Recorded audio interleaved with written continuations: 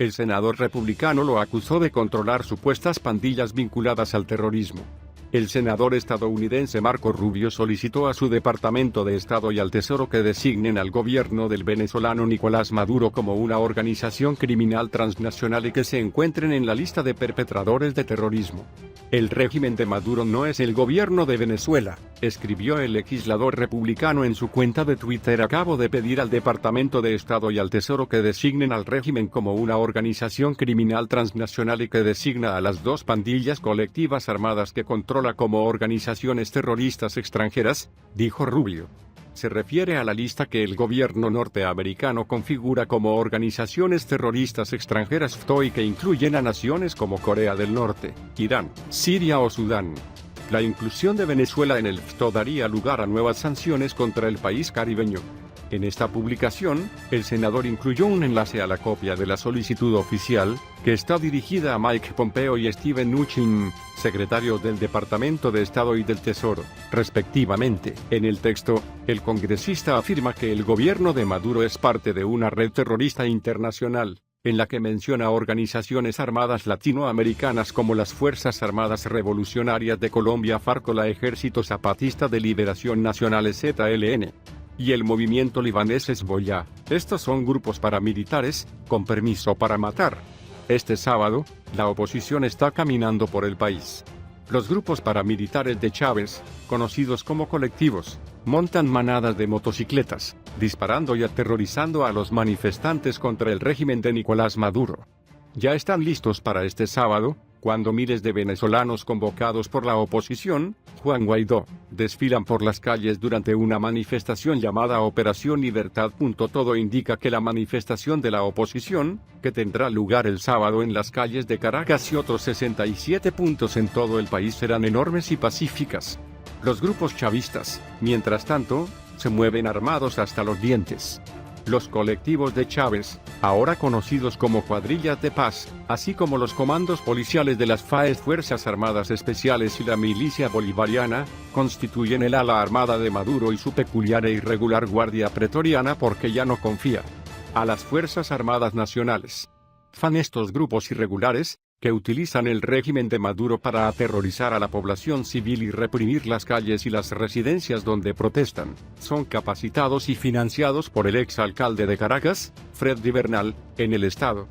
Desde Táchira, en la frontera con Colombia, y Diosdado Cabello hasta Caracas, como ellos mismos muestran en los medios oficiales. Cabello, el número 2 del régimen, mostró en su programa Con el Martillo dando del estado de la televisión venezolana las imágenes del entrenamiento de colectivos vestidos con civiles con largas armas de guerra.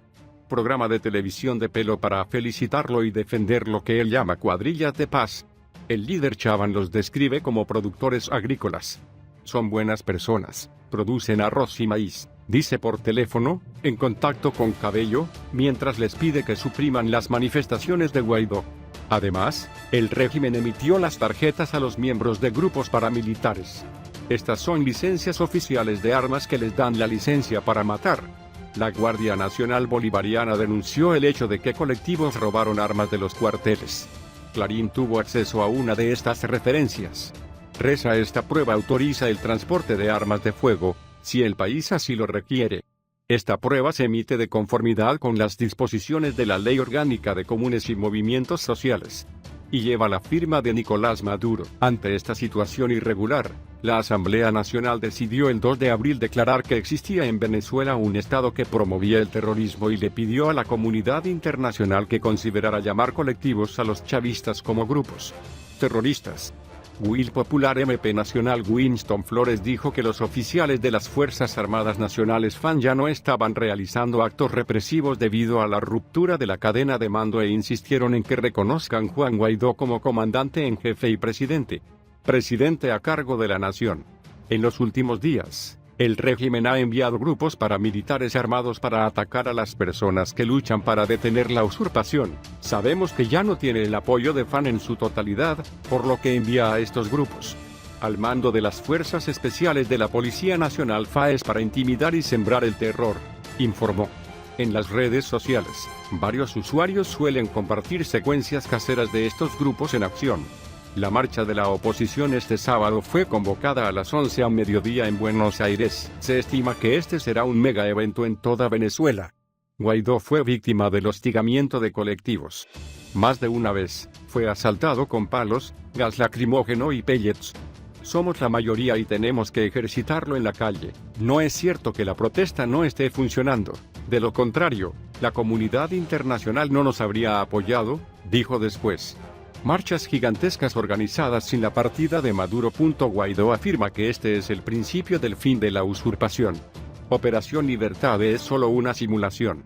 Aquí hay una ruta muy clara, estamos tan cerca, si no estuviéramos tan cerca, no estarían tan desesperados. El líder de la oposición recuerda que debemos protestar contra la falta de servicios básicos. En Venezuela, no hay agua ni electricidad y prevalece el racionamiento de la electricidad. El país se ha derrumbado.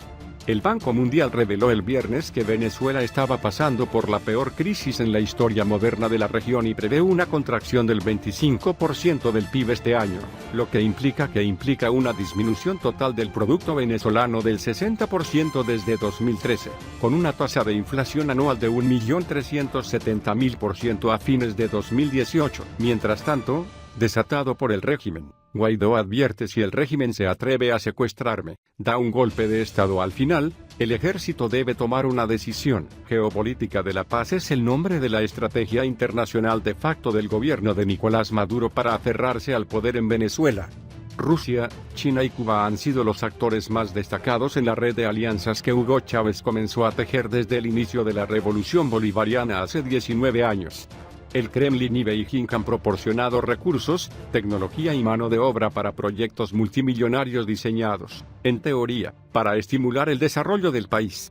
A pesar de la actual crisis política y las sanciones petroleras impuestas por Washington, los lazos comerciales y militares con Rusia han continuado estrechándose. La fraternidad en La Habana. La influencia de La Habana ha sido ideológica y estratégica. La amistad de Chávez con el líder revolucionario cubano Fidel Castro fue tan estrecha que el ejército venezolano consultó al controvertido dictador sobre todas las decisiones importantes del alto gobierno.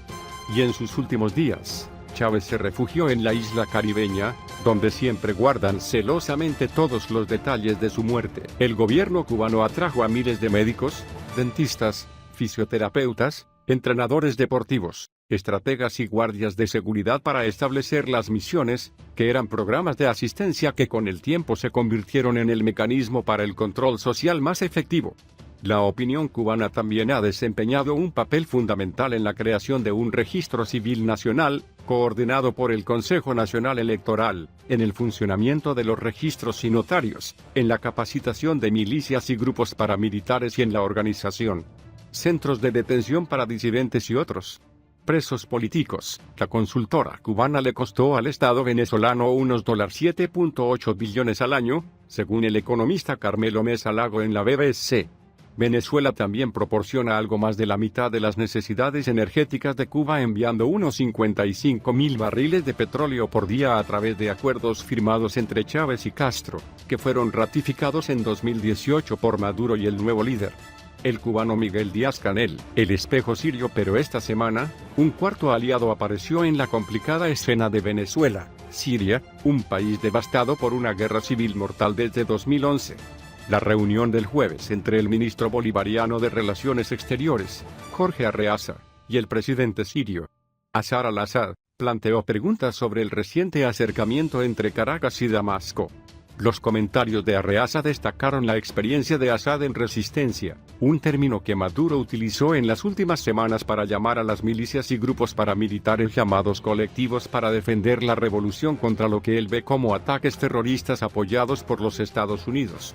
Algunos analistas sugieren que las conversaciones entre el gobierno de Maduro y Assad son parte de una estrategia del presidente ruso Vladimir Putin para alentar al chavismo a desmoralizar a las fuerzas democráticas lideradas por el presidente de la Asamblea Nacional, Juan Guaidó, y a colocar a situación en una situación incómoda.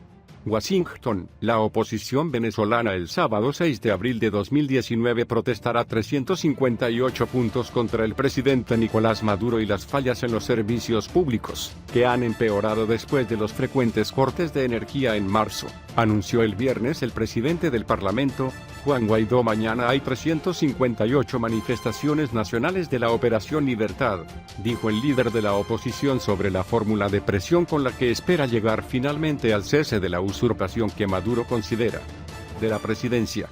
Escrito en un área del oeste de Caracas, insistió en pedir a sus partidarios que no se acostumbren a vivir en la oscuridad y reiteró que la falta de mantenimiento de las centrales eléctricas y la corrupción del Estado en la empresa responsable del suministro de electricidad, Corpoelec, es lo que causó los cortes de energía. De la misma manera, nuevamente pidió a sus partidarios que se organizaran en cada comunidad con más protestas y movilizaciones. ¿En qué nos puede ayudar el mundo? Por supuesto, el mundo puede ayudarnos, y lo dije una y otra vez, no tenemos que esperar, la esperanza es desesperada. Y por el contrario, nadie pide paciencia aquí, dice Guaidó, también reconocido presidente de Venezuela por más de 50 países, también pidió a los líderes de la oposición unidad, mucha unidad y movilización porque, dijo, esa es la clave del éxito. Además, criticó la forma en que el gobierno decidió aplicar el racionamiento eléctrico, alegando que mantener la luz en Caracas sacrificó a todo el país. Para la oposición, esta medida se debe al hecho de que el gobierno teme a los sectores populares que, en su opinión, ya no están con ellos. Los partidarios del chavismo también se movilizarán mañana, sábado 6 de abril de 2019, en Caracas para expresar su rechazo a los ataques terroristas que el gobierno afirma haber cometido y la oposición al sistema eléctrico nacional CEN. La región más afectada por los cortes de energía es el oeste de Venezuela, donde se ubica Zulia, un estado que ha sufrido frecuentes cortes de energía durante meses.